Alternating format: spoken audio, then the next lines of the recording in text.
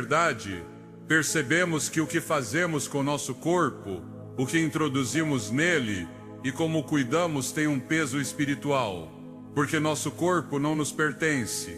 1 Coríntios 6, 19 e 20 diz claramente: ou não sabeis que o vosso corpo é templo do Espírito Santo, que está em vós, o qual tendes da parte de Deus, e que não sois de vós mesmos, porque fostes comprados por preço. Glorificai, pois, a Deus no vosso corpo e no vosso espírito, os quais pertencem a Deus. Esse versículo não é apenas uma instrução, é um chamado, um lembrete solene de que cuidar do corpo é um ato de obediência, um reflexo de honra àquele que o projetou. Mas na rotina diária, no cansaço das noites, muitos deixaram de ver o corpo como templo. Tratamos o corpo como uma máquina descartável, forçamo-lo além de seus limites, sobrecarregamo-lo com ansiedade, intoxicamo-lo com excessos. No final do dia, quando chega a hora de dormir, deixamo-lo apagar como se não tivesse importância. No entanto, é nesse momento, na quietude da noite, que Deus deseja restaurá-lo. Mas como Ele poderá fazer isso se não criarmos as condições para que essa restauração ocorra? A palavra é clara ao mostrar que há princípios que ativam bênçãos. Assim como a fé sem obras está morta, o conhecimento sem ação também está. Muitos sabem que devem cuidar do corpo, mas poucos o fazem com intenção espiritual. Por isso, o que propomos hoje vai além de uma rotina saudável. É uma prática simples, porém carregada de significado. Beber algo antes de dormir pode parecer uma trivialidade, mas quando feito com consciência, torna-se uma ferramenta espiritual, um ato de honra a Deus. É uma decisão diária de alinhar o corpo com seu propósito divino. Pensemos em Daniel, que decidiu não se contaminar com a comida do rei.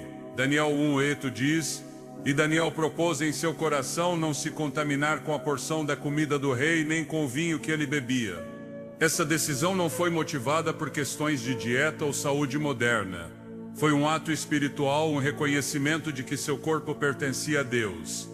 O resultado foi visível. Em 10 dias, Daniel e seus companheiros pareciam mais saudáveis que os que comiam os manjares do palácio. Não porque a comida em si tivesse poder, mas porque a obediência ativou a bênção de Deus. Da mesma forma, o que você decide beber antes de dormir pode fazer a diferença entre um corpo que se desgasta e um que se restaura.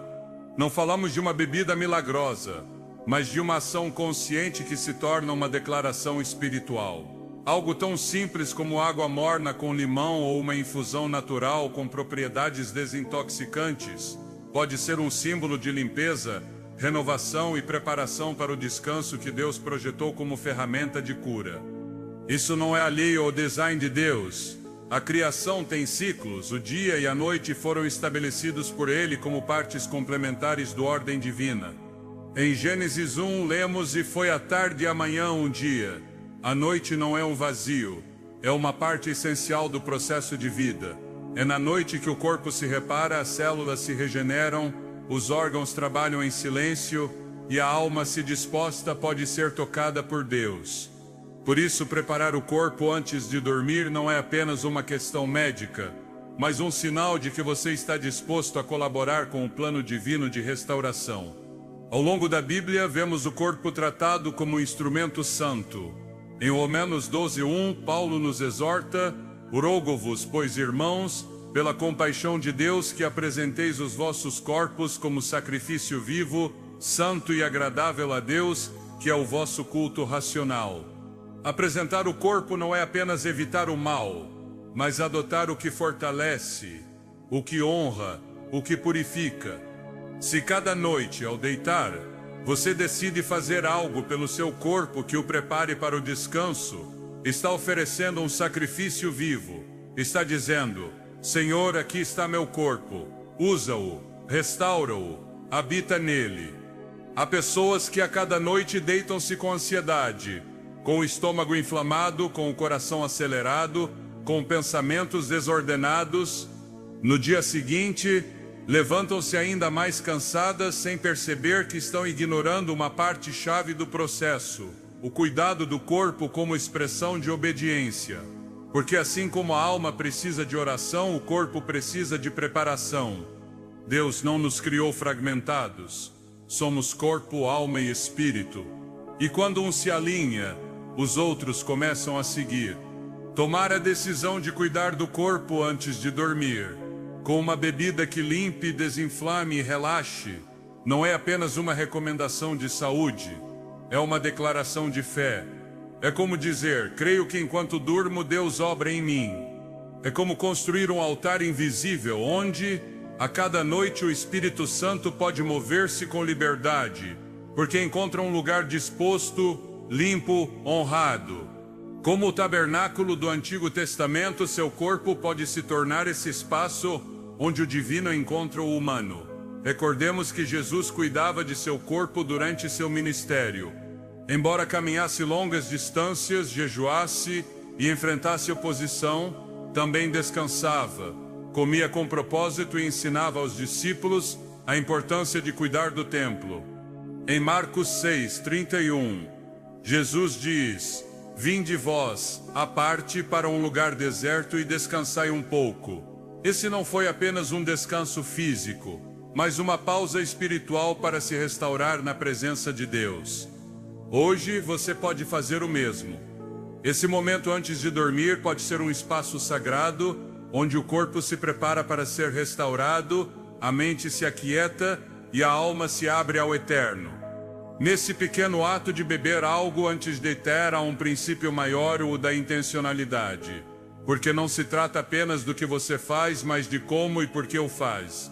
Se feito com fé, com consciência, com reverência, o natural se torna espiritual, o simples se torna poderoso, o cotidiano se torna eterno. É assim que Deus opera, usando o ordinário para provocar o extraordinário. Muitos buscam mudanças radicais em suas vidas. Desejam se sentir melhor, ter mais energia, menos ansiedade, mais paz. Mas continuam ignorando o essencial: o corpo também precisa ser incluído na vida espiritual.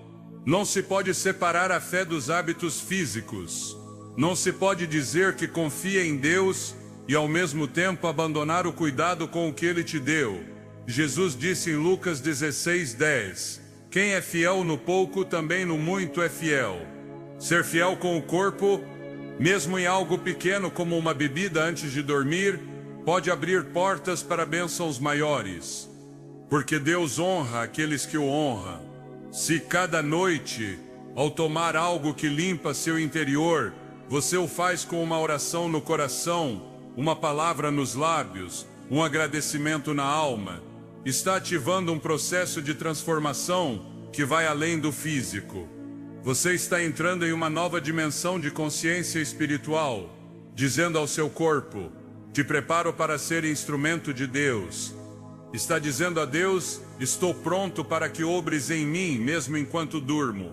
É aqui que começa a verdadeira transformação, não em dietas rígidas ou rotinas forçadas, mas em um entendimento profundo de que o corpo também faz parte do plano de Deus.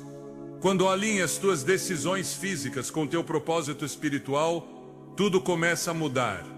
E o melhor é que não são necessários grandes sacrifícios, apenas uma decisão diária, constante e obediente. Como disse Jesus em Mateus 25:21, "Muito bem, servo bom e fiel, foste fiel no pouco, sobre o muito te colocarei." Essa é a raiz de toda mudança verdadeira. Entender que cuidar do corpo não é vaidade, é adoração. Que beber algo antes de dormir não é trivial, é preparação. Que descansar não é passividade, é restauração. Quando você vê seu corpo como templo, tudo muda. Esse é o primeiro passo para os dias que virão, porque a transformação que Deus preparou para você não começa no esforço humano, mas na obediência simples. No silêncio da noite, quando o barulho do mundo se dissipa e a luz se apaga, ocorre um milagre que muitas vezes passa despercebido. Enquanto os olhos se fecham e o corpo se rende ao descanso, Deus continua operando. Nada em seu design foi casual. Cada parte do ciclo diário, incluindo a noite, foi concebida como uma fase essencial para a restauração e o cumprimento de seu propósito. Gênesis 1 revela que foi a tarde e a manhã, um dia, estabelecendo que a jornada começa no repouso, não na atividade. Esse detalhe revela um princípio espiritual profundo. Deus restaura antes de enviar, sana antes de comissionar, fortalece antes de mandar lutar. A noite não é apenas uma pausa, é um espaço sagrado, uma antessala da renovação. Nela Deus age de formas que nem sempre percebemos, mas que transformam desde o mais profundo. Salmo 127:2 declara com clareza: em vão vos levantais cedo e vos deitais tarde, comendo pão de dores, pois ele dá aos seus amados o sono. Esse versículo não é apenas uma promessa de descanso, é uma afirmação de que o sono é uma dádiva divina, uma ferramenta do céu para restaurar o corpo cansado, a alma inquieta e o espírito debilitado. Durante o sono ocorrem processos invisíveis que não poderiam acontecer na vigília. A criação mesma dá testemunho disso. A terra repousa à noite, as águas se aquietam, os céus mostram sua majestade com as estrelas, e a vida entra em um ritmo de renovação. Esse ritmo não depende do esforço humano, mas da continuidade do ordem divino. Assim como o semeador confia que a semente crescerá na terra durante a noite sem intervenção constante, o crente deve entender que enquanto dorme, Deus está ativo, regenerando células, sanando tecidos, restaurando emoções e preparando o espírito para um novo dia. Jó 33:15-16 abre uma porta para essa compreensão.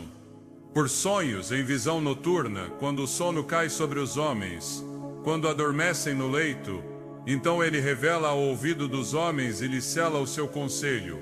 Essa revelação mostra que a noite não tem apenas uma função física, mas também espiritual. Deus fala em sonhos, corrige, guia, consola. A noite se torna um canal divino, um espaço onde a intervenção celestial se manifesta sem as distrações do dia. Estudos contemporâneos confirmam o que a palavra já declarava implicitamente: há ciclos internos de reparação que só se ativam no descanso profundo. O fígado desintoxica, a pele se regenera, o sistema imunológico se fortalece e o cérebro elimina resíduos tóxicos acumulados pelo pensamento constante. Tudo isso foi planejado por Deus, não é produto de uma evolução ao acaso, mas parte de uma engenharia divina que permite a cura enquanto o corpo permanece quieto. A conexão entre o sono e a restauração espiritual também se reflete na maneira como Jesus vivia. Ele, sendo Filho de Deus, buscava momentos de retiro e descanso. Em Marcos 4:38 lemos: e ele estava na popa dormindo sobre um travesseiro. Esse ato não foi casual, foi uma demonstração de confiança plena no cuidado do Pai, uma lição viva de que a paz e o descanso não dependem das circunstâncias externas. Dormir com intenção não é o mesmo que deitar por exaustão. O crente que entende o poder espiritual da noite se prepara para ela com gratidão, humildade e expectativa de restauração.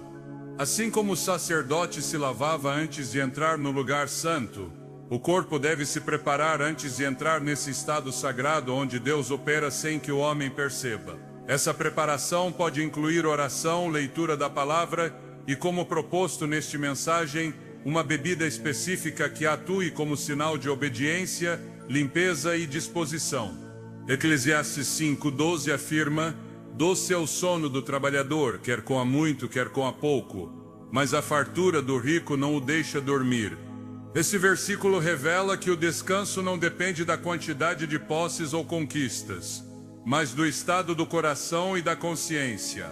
Dormir bem é fruto de uma vida alinhada com a ordem de Deus, de um corpo que não está sobrecarregado, de uma mente que não está saturada, de um espírito que se entrega com confiança ao cuidado do Criador.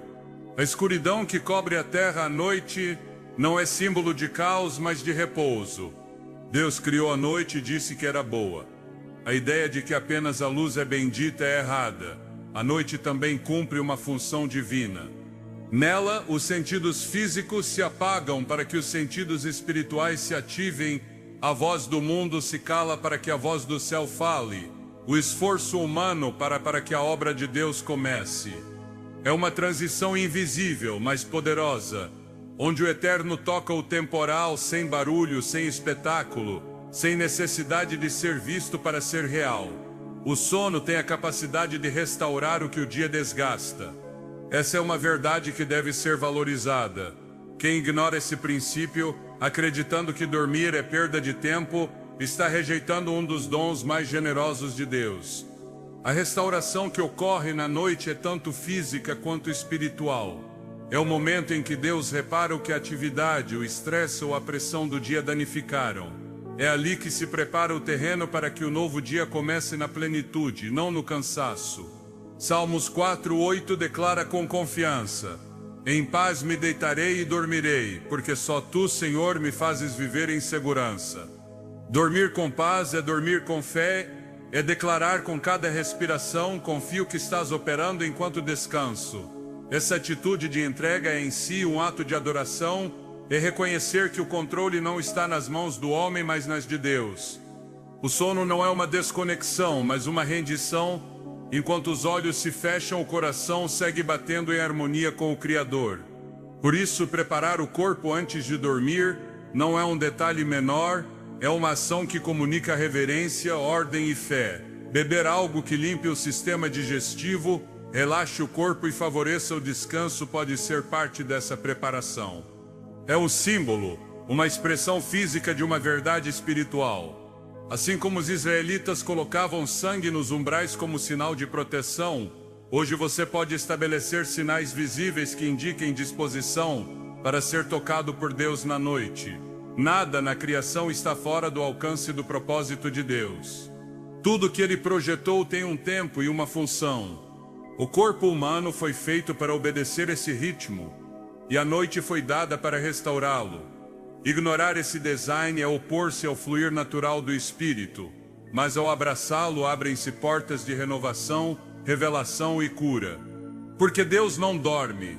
Salmo 121:4 diz claramente: eis que não dormirá nem adormecerá o que guarda Israel. Enquanto o homem dorme, Deus vela; enquanto o corpo repousa, o céu trabalha; enquanto a mente se apaga, o espírito fala.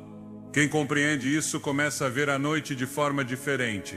Não é um tempo vazio, nem um simples encerramento do dia. É uma oportunidade e um convite ao descanso sagrado. É o cenário onde o eterno encontra o terreno, sem intermediários, onde a alma pode ser tocada, o corpo renovado, a fé fortalecida. Tudo isso ocorre sem esforço, sem mérito, sem intervenção humana, apenas por entrar no design perfeito do Pai. Portanto, a prática de beber algo antes de dormir não deve ser vista como trivial, mas como uma forma de dizer: entro na noite com intenção. É uma maneira de preparar o altar interior, de declarar ao céu e ao corpo que está disposto a ser restaurado. É um ato de obediência, mas também de sabedoria, porque quem cuida do corpo honra o Criador, e quem respeita a noite acessa bênçãos que só são derramadas na quietude. Na profundidade do sono, Deus trabalha no que o homem não pode controlar. Por isso, a transformação esperada em 7 dias não começa com esforço diurno, mas com rendição noturna. Porque tudo que Deus restaura, Ele o faz desde a raiz. E muitas vezes essa raiz só é acessível quando a mente se cala, o corpo repousa e a alma se entrega. Ali no silêncio, na quietude, na escuridão que não é ausência de luz, mas presença de paz, ocorre a verdadeira obra do Espírito. Deus não apenas criou o corpo humano com perfeição, Ele proveu na natureza os elementos necessários para seu cuidado. Nada foi deixado ao acaso. Cada planta, cada fruto, cada raiz contém um propósito específico. A terra, quando abençoada no princípio, tornou-se uma fonte de cura. Ezequiel 47:12 revela uma imagem poderosa. E junto ao rio, na sua ribeira, de um e outro lado, crescerá toda árvore frutífera. Suas folhas servirão para a cura. Essa afirmação não é apenas simbólica, é uma declaração do design divino. A criação contém medicina. Quando usada com sabedoria e fé, o corpo responde. Beber algo antes de dormir é mais que um costume. Pode ser uma ação profundamente espiritual se você escolhe o correto e o faz com consciência. Alguns ingredientes simples, presentes desde tempos antigos, possuem propriedades que atuam em sintonia com os ritmos do corpo. Quando tomados com intenção, não apenas apoiam funções biológicas, mas honram a forma como Deus projetou o corpo para operar durante o descanso. A água, em sua forma mais pura, já tem um poder transformador. É símbolo de limpeza, renovação e vida. Na Escritura, a água aparece como um canal de purificação e mudança. Jesus disse em João 4,14: "Quem beber da água que eu lhe der nunca mais terá sede." Embora falasse de uma realidade espiritual, ele reconhecia o valor fundamental desse elemento na existência humana. Beber água antes de dormir, na medida adequada, é uma forma de limpar o corpo por dentro, de preparar o terreno para que os órgãos funcionem segundo ordem estabelecido pelo Criador. O limão, fruto humilde e abundante, encerra uma potência significativa. Sua acidez natural ativa processos digestivos e ajuda a desintoxicar o corpo. Não é casual que os frutos cítricos apareçam em regiões onde o corpo precisa se adaptar a mudanças intensas. Seu design se alinha com as necessidades humanas. O gengibre, por outro lado, é reconhecido desde a antiguidade como uma raiz de fogo, capaz de aquecer o interior, desinflamar e estimular o fluxo natural do organismo. Combinados em água quente ou morna, criam uma infusão que desperta processos adormecidos e prepara o corpo para uma noite de restauração completa. Mas o poder desses ingredientes não está apenas em suas propriedades físicas. Quando tomados com entendimento espiritual, cada gole pode se tornar uma oração silenciosa. É como dizer: Senhor, recebo tua provisão para que meu corpo se alinhe com teu design. Esse ato tão simples se transforma em um altar pessoal, onde o cuidado físico e a fé se encontram. Assim como o incenso subia como aroma agradável no templo, esse ato pode se elevar como uma expressão de obediência e confiança. Provérbios 3, 7 e 8 diz: "Não sejas sábio aos teus próprios olhos, teme ao Senhor e aparta-te do mal. Isso será saúde para o teu corpo e refrigério para os teus ossos." Essa palavra revela uma conexão direta entre a obediência espiritual e a física. Quando o corpo é cuidado com reverência, quando Deus é reconhecido até no que se consome, abrem-se portas para uma restauração que vai além do fisiológico. O que sana não é apenas o ingrediente, mas a intenção com que é recebido. Cada noite é uma nova oportunidade para render o corpo ao processo que Deus estabeleceu. Beber algo que limpa, acalma e prepara não é apenas um gesto de autocuidado. É uma forma de submeter o corpo a um princípio maior. Assim como o pão e o vinho na Santa Ceia representam algo mais profundo que alimento físico, esse ato pode representar um pacto de rendição. É uma maneira prática de dizer: estou pronto para ser renovado segundo tua vontade. Não há poder oculto em uma bebida. O que transforma é a obediência, a intenção, a disposição do coração. A criação está cheia de sinais da bondade de Deus. As ervas, os frutos, as águas puras são recursos que refletem sua generosidade. Negar-se a usá-los com sabedoria e propósito é rejeitar parte do cuidado que Ele proveu. Tomá-los com reverência e entrar em sintonia com o ciclo divino de restauração. Quando o corpo recebe o que precisa antes de dormir, entra em repouso sem resistências. Os órgãos cumprem sua função, o sistema se reordena, a mente se aquieta e o espírito pode ouvir mais claramente. Esse equilíbrio não é produto de fórmulas humanas, mas do respeito à ordem de Deus. É ali que a transformação começa, não no espetáculo do externo, mas na intimidade do invisível. O que se ativa nesse momento não afeta apenas o corpo. Prepara a alma para uma jornada mais plena. Dormir bem, descansar profundamente, permitir que o corpo seja sanado durante a noite é um dos atos mais fiéis de confiança. Se esse processo começa com algo tão simples como uma bebida natural tomada com reverência e entendimento, então esse ato se torna um instrumento nas mãos de Deus. Cada noite, uma decisão, cada gole, uma rendição, cada descanso, uma nova oportunidade de voltar ao design original que o Criador estabeleceu desde o princípio. O número 7 não é um simples recurso numérico nas Escrituras, é símbolo de totalidade, de cumprimento de uma obra perfeita culminada segundo a vontade de Deus. Desde o princípio, o 7 marcou o ritmo da criação em 6 dias.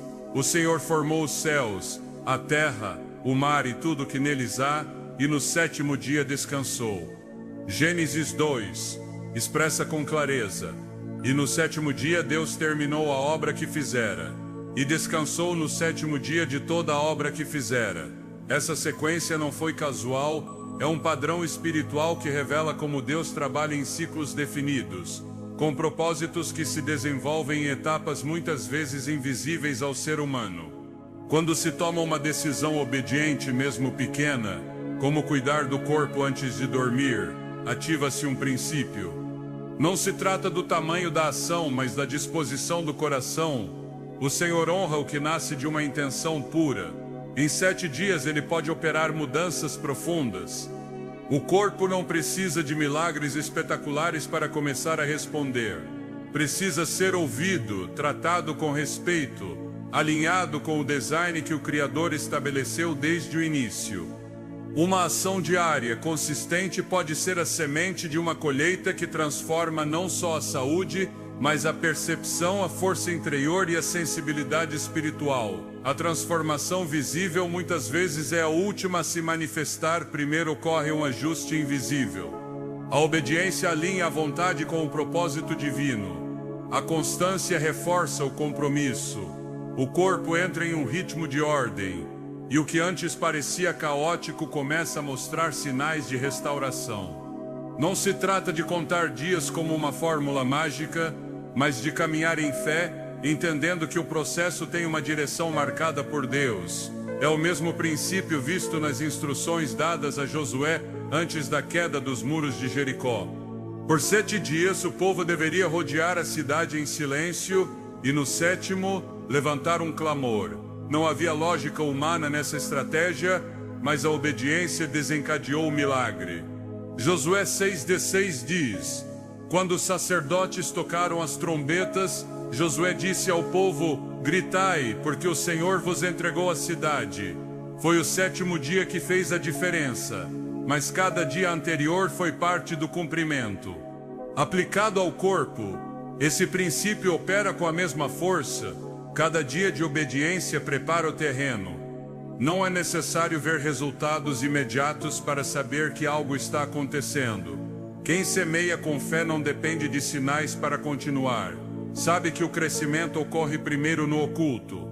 Assim, quando se começa a cuidar do corpo antes de dormir com uma bebida que honra o templo interior, inicia-se um processo que vai além do que os sentidos percebem. Deus não trabalha com atalhos. Ele forma desde a raiz.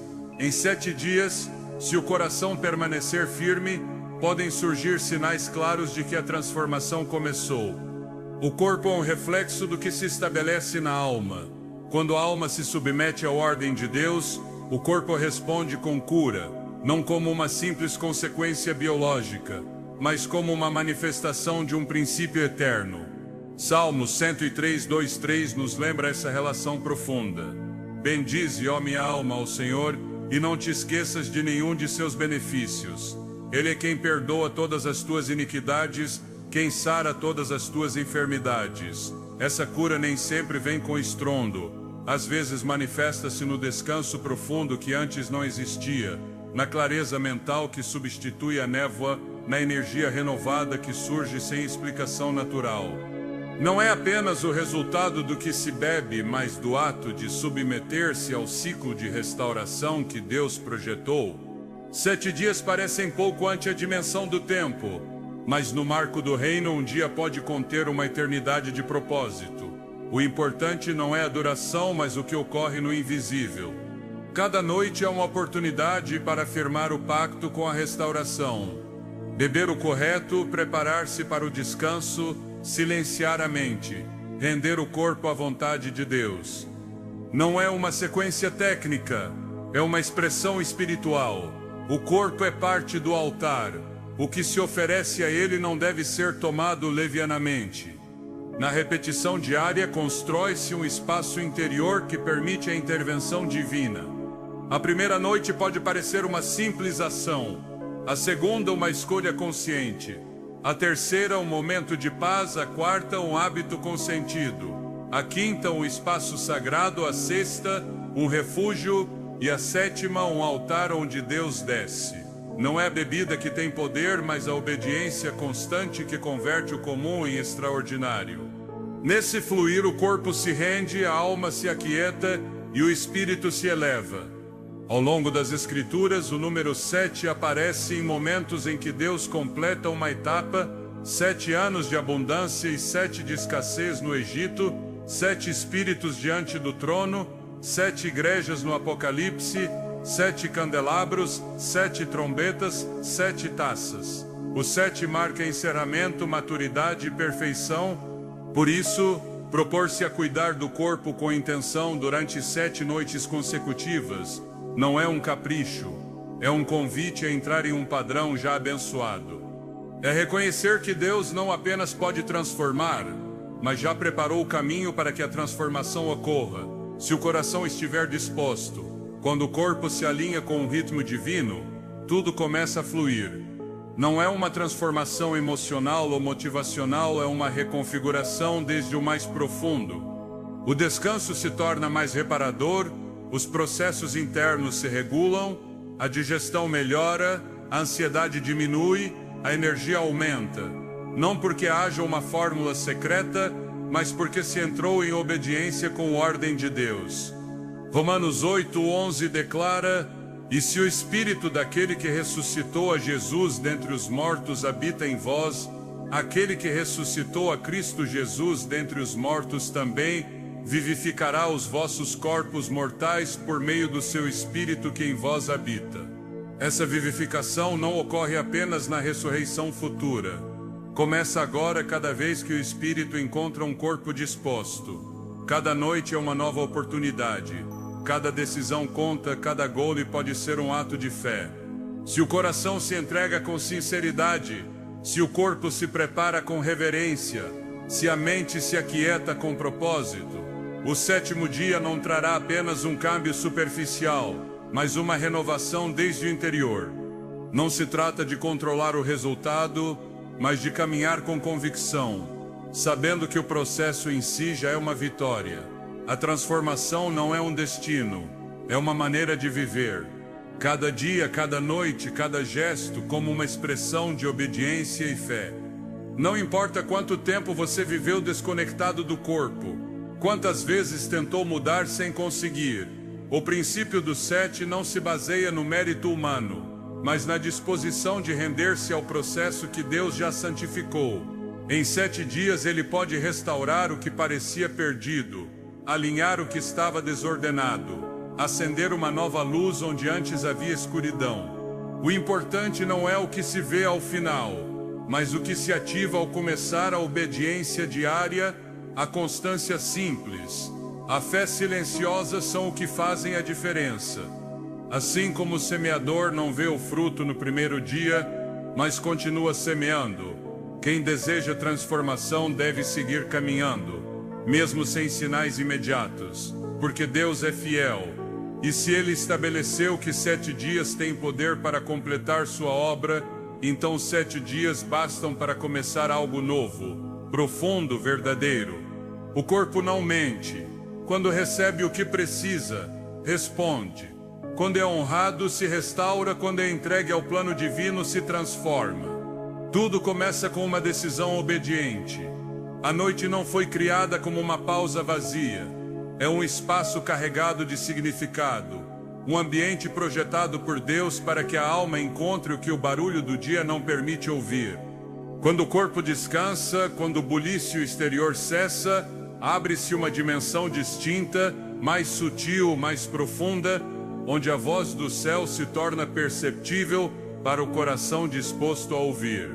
Não é apenas uma necessidade fisiológica, é uma estratégia espiritual. O silêncio que acompanha a noite não é uma ausência, mas uma presença distinta, uma forma em que Deus se revela com delicadeza, sem se impor, mas deixando sinais claros de sua intenção de falar. Jó 33, 15-16 revela essa realidade com precisão, por sonhos em visão noturna, quando o sono cai sobre os homens, quando adormecem no leito, então ele revela ao ouvido dos homens e lhes sela o seu conselho. Deus não deixou de falar, muitas vezes é o coração humano que não aprendeu a reconhecer sua voz no murmúrio constante do mundo. Dormir não é desconectar-se, é abrir uma porta que permite que o que foi semeado durante o dia seja regado durante a noite. É ali que o corpo, preparado com reverência e obediência, torna-se terra fértil para a intervenção divina. Uma bebida simples, tomada antes de dormir como ato de honra, pode ser o primeiro passo desse encontro. Não porque tenha um poder místico, mas porque estabelece uma disposição. É um ato físico que reflete uma entrega interna, um sinal silencioso que comunica ao céu: estou pronto para te ouvir. Salmos 16:7 diz: bendirei ao Senhor que me aconselha, até de noite me instrui o meu coração. A noite se transforma em sala de aula, a alma em estudante. Deus ensina no silêncio. Não se trata apenas de receber informação, mas de ser transformado desde o mais profundo. As convicções se firmam, as dúvidas se dissipam, as decisões futuras começam a se formar com uma clareza que não vem do raciocínio, mas do espírito. Às vezes, é uma paz repentina, uma certeza firme, uma impressão que não se pode ignorar. Quem aprende a dormir com o coração atento descobre que a noite é, espiritualmente, tão ativa quanto o dia. O descanso que Deus oferece não é só para o corpo, é um convite para que todo o ser seja renovado. Salmos 4:8 afirma com poder: em paz me deitarei e dormirei, porque só tu, Senhor, me fazes viver em segurança. Essa paz não é produto de um ambiente confortável, mas de uma relação profunda. O corpo pode estar cansado, a mente sobrecarregada, mas se o espírito está alinhado, o descanso será real. É ali que começa a restauração completa, quando se deixa de buscar sinais externos e se começa a perceber o interno. A transformação ocorre quando a alma se aquieta em Deus. O sono tem a capacidade de abrir caminhos que, durante o dia, parecem fechados, não porque as circunstâncias mudam, mas porque a perspectiva se renova. Em muitas ocasiões, o descanso não traz respostas imediatas, mas ao despertar, o coração foi ajustado, a carga aliviada, e o que parecia impossível agora se vê com olhos diferentes. Isaías 30:15 oferece uma chave imprescindível. No descanso e no repouso sereis salvos. Na quietude e na confiança estará a vossa força. A salvação não é apenas escape do pecado, é também resgate do esgotamento, da confusão, da pressão constante. É restauração completa. O descanso, se tomado no espírito correto, torna-se parte dessa salvação. Muitos tentam buscar direção por métodos agitados, mas o céu não responde à ansiedade, responde à rendição. Por isso, quando se bebe algo antes de dormir que prepara o corpo, também se deve preparar a alma. Não há ato pequeno se feito com fé. Uma rotina noturna, por simples que pareça, pode ser o terreno onde Deus planta a revelação que mudará o curso da vida. Porque não se trata do que se faz, mas do coração com que se faz. Deus vê a intenção e, quando encontra um espaço disposto, entra sem resistência. A noite, então, torna-se um lugar de encontro, não um vazio entre um dia e outro, mas um altar invisível onde Deus continua falando, ensinando, restaurando o que o dia não resolveu. A noite pode transformar o que parecia sem resposta, porque na quietude a alma ouve o que de outro modo não entenderia. Assim age Deus, não irrompe, mas se manifesta quando há espaço. A noite, bem aproveitada, pode ser esse espaço onde o espírito se move com liberdade. Preparar o corpo com uma bebida adequada é apenas uma parte. O essencial ocorre no invisível. Quando a alma está disposta, o corpo se torna instrumento, não obstáculo. E nessa unidade Deus opera. Porque o descanso não é inatividade, é terreno fértil. O tempo em que o semeado em obediência começa a germinar, não no barulho do esforço, mas na serenidade do repouso. Quando um ato cotidiano é iluminado pela intenção correta, deixa de ser um simples hábito para se tornar uma expressão viva de fé. O que parece rotina aos olhos do mundo, nas mãos de quem foi transformado pela palavra, torna-se uma oferta. Assim ocorre quando se toma uma bebida cada noite, não por costume, mas com a consciência de que o corpo é templo, e cada ação para honrá-lo faz parte de um propósito maior. A fé não se manifesta apenas em momentos extraordinários, também se faz visível no repetido, no constante, no que parece pequeno, mas carrega uma convicção firme. As Escrituras ensinam que os atos exteriores podem carregar significados espirituais profundos se vierem de um coração alinhado com Deus. Colossenses 3:17 exorta com clareza: e tudo o que fizerdes, seja em palavra ou em obra, fazei-o em nome do Senhor Jesus, dando por ele graças a Deus Pai. Essa palavra tudo não exclui o cotidiano, mas o inclui. Não se trata de separar o espiritual do físico, mas de reconhecer que o reino de Deus toca todas as esferas. Preparar o corpo antes de dormir com uma bebida simples pode parecer irrelevante para quem vê apenas a superfície, mas para quem entendeu o princípio do honor, é um ato de entrega. Deus se agrada do que nasce de um coração obediente, ainda que não seja grandioso. Em Marcos 12, Jesus observou uma viúva oferecer 2 pequenas moedas no templo e declarou que sua oferta era maior que todas, não pelo valor material, mas pela atitude espiritual. Do mesmo modo, cada noite, ao tomar algo que prepara o corpo para descansar, você pode estar apresentando uma oferta invisível, não uma exigência, mas uma disposição, não uma fórmula, mas um símbolo. É uma forma de dizer: Senhor, confio em teu design e escolho alinhar-me a ele.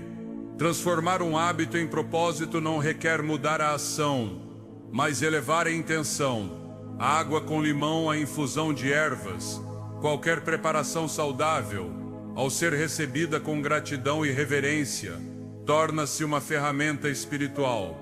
Porque não é o conteúdo que tem poder, mas a fé com que é recebido.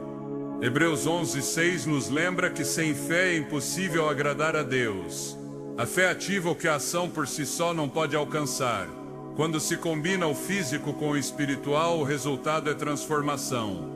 O corpo responde não apenas ao que se lhe dá, mas à forma como se lhe dá. Quando se consome algo com pressa, indiferença ou como obrigação, o efeito é limitado. Mas quando se bebe com a consciência de que esse momento é parte do plano de restauração de Deus, tudo muda. A mente entra em repouso, a alma se tranquiliza, o corpo recebe com disposição o que foi preparado e o descanso se torna uma experiência sagrada. Esse princípio não é novo. Ao longo da história bíblica, Deus estabeleceu práticas físicas com propósitos espirituais. O lavamento das mãos antes de entrar no tabernáculo, o uso de óleo para ungir, o pão sem fermento na Páscoa, todas eram ações simbólicas, mas poderosas, porque por trás de cada uma havia uma atitude de obediência, um reconhecimento de que Deus usa o simples para revelar o profundo. Assim hoje, um ato tão cotidiano como beber algo antes de dormir pode ser parte de um pacto pessoal de consagração. A diferença entre um hábito que desgasta e um que transforma está na intenção. O mundo promove rotinas vazias, sem propósito, sem direção. Mas o crente que caminha com Deus sabe que cada ato pode ser redimido, que cada gesto pode ter um eco eterno se feito em fé. Por isso, mesmo o momento mais pequeno do dia, o que antecede o descanso pode se tornar uma declaração viva de que tudo na vida está sob o senhorio de Cristo. 1 Coríntios 10:31 confirma: portanto, quer comais, quer bebais ou façais qualquer outra coisa, fazei tudo para a glória de Deus. Glorificar a Deus com o que se bebe não é exagero. É reconhecer que o corpo foi criado para refletir sua glória, e cada ação para restaurá-lo, fortalecê-lo ou purificá-lo tem impacto no testemunho que se dá. Dormir com o corpo preparado, a mente em paz e o espírito disposto não só melhora a qualidade do descanso, mas estabelece uma atmosfera onde Deus pode operar sem obstáculos. Não é religião nem superstição, é uma prática espiritual baseada em princípios bíblicos. Deus honra a constância, premia a obediência e se agrada do simples quando carregado de verdade. Uma bebida noturna pode ser mais que uma ajuda para o sono. Pode ser o encerramento de um dia vivido em fidelidade, o prelúdio de uma noite de restauração, o símbolo tangível de uma vida que busca agradar a Deus em tudo. Quando esse hábito se sustenta com intenção, torna-se uma disciplina. E a disciplina não é rigidez, mas compromisso, a forma como a fé se torna visível. O mundo não verá o que ocorre nesse momento íntimo, mas o céu sim. E Deus, que recompensa em secreto, trará frutos visíveis. Mateus 6,6 confirma: teu Pai que vê em secreto te recompensará em público. A recompensa nem sempre será espetacular, mas sempre será real: um corpo mais saudável, uma alma em paz, um espírito fortalecido. Cada gole se torna uma afirmação silenciosa, um ato de fé que diz sem palavras: estou disposto a viver segundo o teu design. Não é a bebida que tem poder, é a fé que a transforma em pacto, a obediência que converte o cotidiano em sagrado. Quando o hábito se torna propósito, o câmbio não se limita ao corpo, estende-se ao coração, ao caráter, à forma de ver a vida. Nem todos os câmbios que Deus produz começam com um grito. Alguns nascem no sussurro de uma decisão silenciosa. Nem todos os milagres iniciam com um grande ato de fé. Muitos emergem nos gestos cotidianos, quase imperceptíveis, que se repetem com fidelidade. Nem todos os processos de transformação começam no topo de uma montanha, mas muitas vezes no canto mais simples do lar, na mesa onde se prepara uma bebida antes de dormir, no copo que se eleva com reverência, na quietude de uma noite que se consagra sem barulho. Ao longo deste mensagem, percorremos um caminho onde o corpo deixou de ser apenas carne e osso e se revelou como sempre foi: templo vivo, portador de propósito, recipiente da presença divina. Exploramos o poder da noite, a beleza do descanso, a sabedoria do criado e a importância da obediência silenciosa. Mas agora, ao fechar esse percurso, é tempo de olhar além do corpo, além dos 7 dias, além do descanso. É momento de ver com olhos espirituais o que essa transformação representa: uma preparação para caminhar com maior consciência, maior propósito, maior autoridade espiritual. Porque não se trata apenas de se sentir melhor fisicamente. Trata-se de voltar ao princípio, à intenção original de Deus ao nos criar. Nesse design, corpo, alma e espírito não estavam fragmentados, mas profundamente entrelaçados. Cada aspecto da vida tinha um lugar, cada ação carregava uma intenção, cada parte do dia tinha uma função espiritual. O descanso não era distração, era restauração. A alimentação não era impulso, era administração. O cuidado com o corpo não era estética, era obediência. E a noite não era esquecimento, era encontro. Quando recuperamos esse entendimento, a vida cotidiana começa a mudar. O simples adquire um peso eterno, o invisível se torna prioritário. E cada decisão, por menor que pareça, faz parte de uma estratégia maior. Uma estratégia que o céu já traçou. Porque Deus não trabalha ao acaso. Seu plano para você não se limita a grandes momentos espirituais. Inclui também o que você bebe, o que permite entrar em seu corpo, como termina seu dia e com que disposição se entrega ao descanso. O que começou como um ato físico agora se torna uma linguagem espiritual. Porque Deus não apenas ouve as orações pronunciadas com palavras. também responde aos hábitos estabelecidos com fidelidade. A constância é um tipo de adoração, e quando carregada de propósito, honra e intenção espiritual, torna-se um altar em movimento. Cada noite em que você escolhe cuidar do templo que lhe foi confiado, está dizendo ao céu que está disponível, que entende seu papel, que não precisa de uma plataforma para viver em santidade, apenas de coerência. A coerência entre o que você crê e o que faz é o selo de uma vida transformada. Você pode proclamar fé com os lábios, mas quando suas ações diárias refletem essa fé, sua vida se torna testemunho. É nisso que consiste a verdadeira transformação, não só no resultado, mas na direção, não só no câmbio visível, mas na fidelidade invisível. Deus não busca atos grandiosos, busca corações dispostos, pessoas que mesmo nos detalhes revelem que sua presença permeia tudo. Aqui se estabelece o ponto mais profundo dessa prática. Você não está apenas mudando seu corpo, está afinando sua sensibilidade espiritual, está treinando sua mente para discernir entre o urgente e o importante, ensinando sua alma que cada noite não é um fim, mas um novo começo. Está tomando autoridade sobre seu tempo, seu descanso, seu corpo. Jesus, o Filho de Deus, nos mostrou isso no momento mais intenso da tentação. Em Mateus 4, vemos Satanás tentando atacar o próprio Cristo no deserto, não com armas visíveis, mas com palavras, distorções, manipulações. E o que fez Jesus? Não argumentou, não filosofou. Ele declarou a palavra. Está escrito 3 vezes, claramente, com autoridade. E o resultado? O diabo fugiu, porque ele não suporta a verdade. Ele opera na confusão, ele semeia dúvida. Mas quando encontra um coração firmado na Escritura, ele bate em retirada. E aqui está a chave que poucos cristãos compreendem. A palavra de Deus não é um amuleto, é uma arma, é alimento, é escudo, é fogo, é vida. Há muitos que conhecem a letra, mas não conhecem o poder. Muitos sabem o texto, mas não vivem a essência. E é por isso que continuam sendo alvos fáceis. O diabo não teme crentes que carregam a Bíblia. Ele teme os que são carregados por ela. A diferença está em quem foi transformado por ela.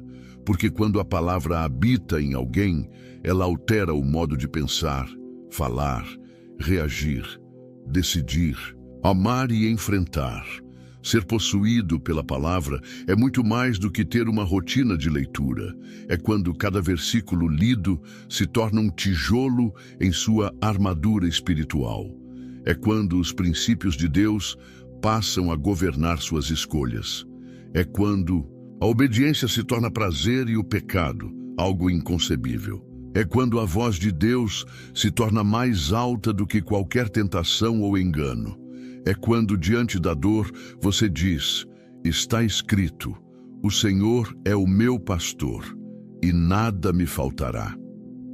Quando, diante da injustiça, você responde, está escrito, a vingança pertence ao Senhor. E quando o desespero bate, sua alma se levanta. Está escrito, ainda que eu ande pelo vale da sombra da morte, não temerei mal algum. Satanás não consegue permanecer onde há verdade estabelecida. Ele precisa de brechas, dúvidas, concessões. Ele se alimenta da ignorância e se aproveita da superficialidade. Por isso, o cristão que vive na palavra, que medita nela de dia e de noite, que a aplica em sua vida cotidiana, esse se torna inacessível. Não por misticismo, mas por estrutura espiritual real. É como uma muralha invisível, feita de promessas cumpridas, convicções inabaláveis e fé fundamentada. E o inferno reconhece isso. O salmista já dizia em Salmos 119:11, guardei a tua palavra no meu coração, para não pecar contra ti. Não basta guardar na mente, é no coração, é no íntimo, é no lugar das decisões, porque é no coração que o pecado começa, mas é ali também que ele pode ser derrotado. E palavra no coração é como fogo que consome as tentações antes que elas ganhem forma. É como espada que corta as mentiras antes que elas se instalem. É como luz que revela os caminhos do inimigo antes que ele se aproxime. E quando falamos de ser possuído pela palavra, falamos também de viver em constante transformação. Hebreus 4:12 afirma que a palavra de Deus é viva, eficaz, mais cortante que qualquer espada de 2 gumes, e penetra até a divisão da alma e do espírito. Ela revela intenções, confronta, corrige. Não é um livro comum, é um espelho eterno, um espelho que não apenas mostra quem somos, mas nos molda conforme Cristo. O crente que a recebe como verdade absoluta e a coloca em prática se torna um verdadeiro discípulo. Ele não segue seus sentimentos, ele segue o que está escrito. E isso, por si só, já é uma ofensa ao inferno. Porque o mundo espiritual se move por legalidade. Satanás busca acusações válidas, mas quando encontra um coração submisso à verdade, ele não tem argumentos. É por isso que Jesus disse: "Conhecereis a verdade, e a verdade vos libertará." João 8:32. O cristão liberto pela verdade já não é escravo do medo, da culpa, da vergonha ou da carne. Ele é livre, ele é forte, ele é consciente e por isso intocável. Você quer saber por que tantos vivem tropeçando no mesmo erro, caindo nos mesmos pecados, sendo vencidos pelas mesmas armadilhas? Porque não estão cheios da palavra, estão cheios de vozes, opiniões, distrações, emoções, mas vazios da verdade. E onde não há verdade, a mentira se estabelece. Onde não há convicção, a tentação domina. Onde não há espada, o inimigo invade. Mas aquele que se alimenta da palavra todos os dias se torna sólido como rocha. E o vento pode soprar, a chuva pode cair, as águas podem bater, mas a casa não cai, porque está firmada sobre algo eterno. A palavra precisa voltar a ser prioridade. Ela não pode ser apenas parte do seu devocional. Ela precisa ser o seu chão, o seu teto, o seu norte. Ela deve guiar suas decisões, seus relacionamentos, seus negócios, seus pensamentos. Porque um crente sem palavra é como um soldado sem espada. É alvo fácil, é presa frágil. Mas um crente cheio da palavra é território perigoso para o diabo. Ele carrega fogo nos lábios, autoridade no espírito e firmeza na alma. E a pergunta que ecoa hoje é: o quanto da palavra habita em você? Não o quanto você lê, mas o quanto você vive. Porque o que te protege não é o que está sublinhado na sua Bíblia, é o que está gravado no seu caráter. Satanás não recua diante de palavras bonitas, mas ele treme diante de um coração que decidiu crer, obedecer e permanecer. É tempo de voltar à Escritura, não para conhecê-la intelectualmente, mas para ser transformado por ela. Porque quando a palavra passa a viver em nós, deixamos de ser apenas leitores e nos tornamos espelhos da glória de Deus. E então o inimigo reconhece: aqui eu não posso tocar. Segundo tipo, o cristão que vive em santidade secreta e não em aparência religiosa. A grande tragédia da nossa geração é confundir reputação com santidade. Enquanto a reputação é o que os homens veem, a santidade verdadeira é aquilo que Deus conhece no secreto. E é ali, longe dos holofotes, onde ninguém aplaude, onde ninguém observa, que se constrói a fortaleza que impede o avanço do inimigo. É nesse lugar escondido da alma, onde decisões são tomadas quando ninguém está olhando, que a verdadeira proteção espiritual é forjada. Porque o diabo não respeita imagem, posição ou discurso bonito. Ele reconhece integridade. Ele sente o cheiro da santidade. Ele enxerga quem vive de forma alinhada com o céu. Jó é o retrato vivo dessa realidade. Um homem comum que viveu entre nós, mas que possuía algo raro, um caráter irrepreensível diante de Deus. Em Jó 1:8, o próprio Senhor declara ao adversário: observaste o meu servo Jó, porque ninguém há na terra semelhante a ele, homem íntegro e reto, temente a Deus e que se desvia do mal. E é logo em seguida que Satanás responde com uma frase reveladora: porventura tem Jó motivo para temer a Deus? Acaso não o cercaste com uma cerca ao redor dele, a sua casa e a tudo quanto tem? Aqui está o mistério revelado. Existe uma cerca espiritual que Deus levanta ao redor de quem vive em santidade secreta, e nem o diabo pode atravessá-la. Essa proteção não é fruto de palavras religiosas, mas de uma vida rendida. Jó não precisava exibir espiritualidade para os outros, porque o céu já havia dado testemunho sobre ele. E é esse tipo de crente que o inferno não consegue derrubar. Porque enquanto muitos estão preocupados com aparência, com status, com reconhecimento, com prestígio, os que vivem em santidade no íntimo estão sendo blindados pelo próprio Deus. Eles não precisam provar nada, eles apenas vivem com integridade, com temor, com coerência entre o que dizem e o que fazem. E aqui mora o grande perigo da religiosidade. Ela forma atores e não guerreiros. Forma gente que sabe impressionar no público, mas que cai no privado. Gente que sabe orar alto na congregação, mas vive negociando com o pecado no segredo.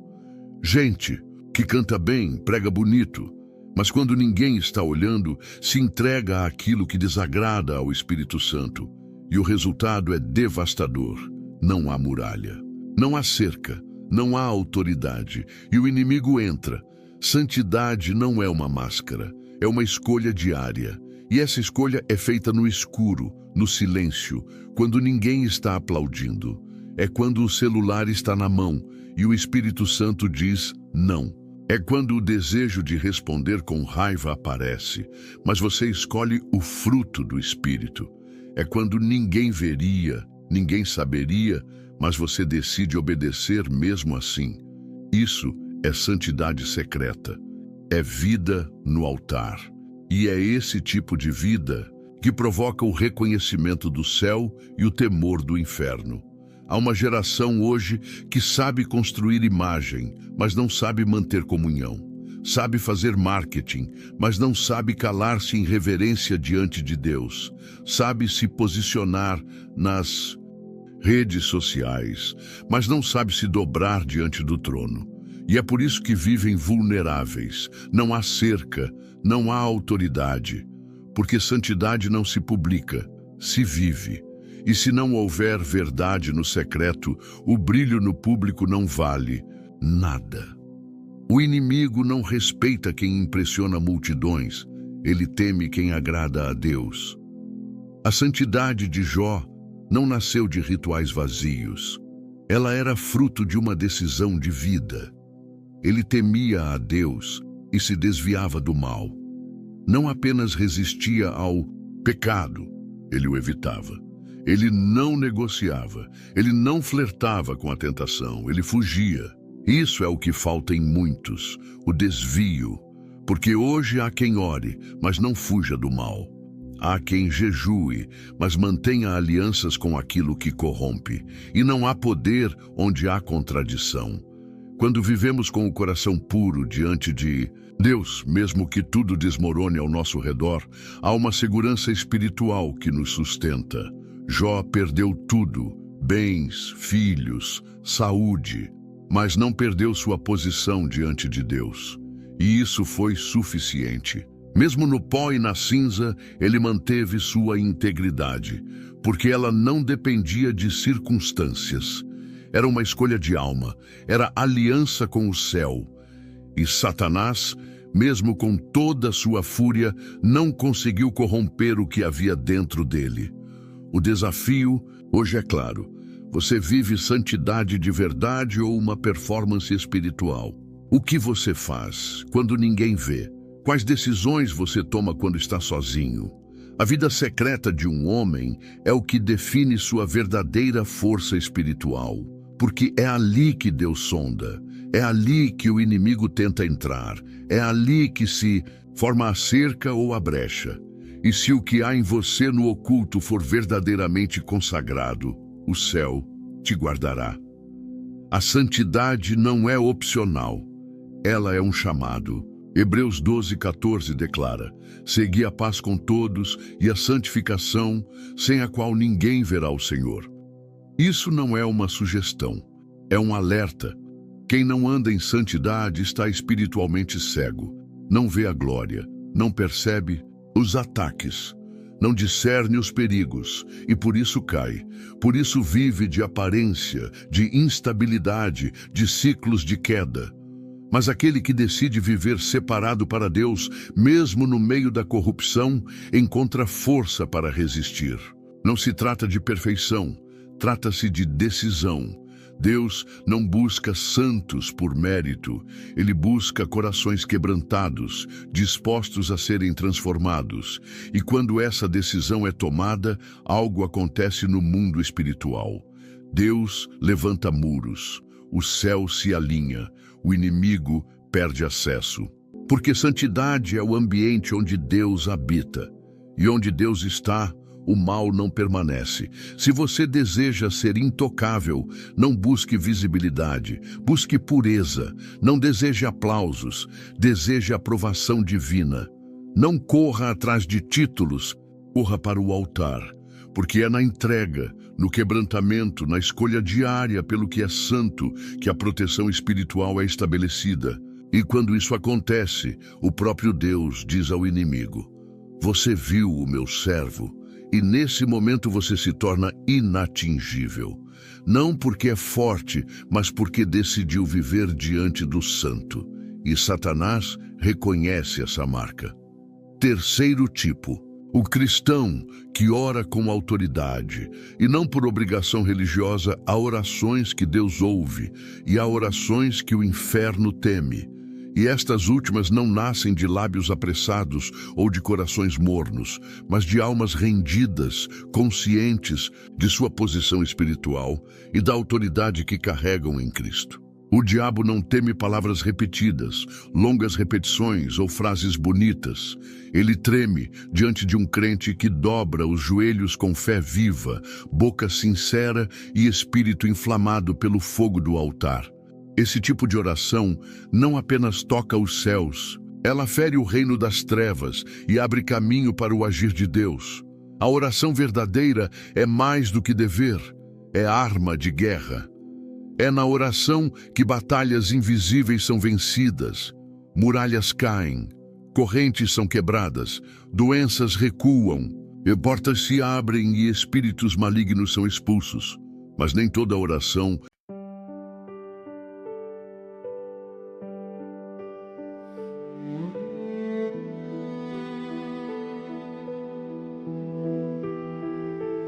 under a sky where the quiet stars bow, I breathed a dream you placed in me somehow. Your voice was soft like a drifting flame, calling my heart by its secret name. And every echo held your light, a promise floating through the night. I'm holding on, I'm holding tight to everything you left behind. Your starlit vow still follows me, a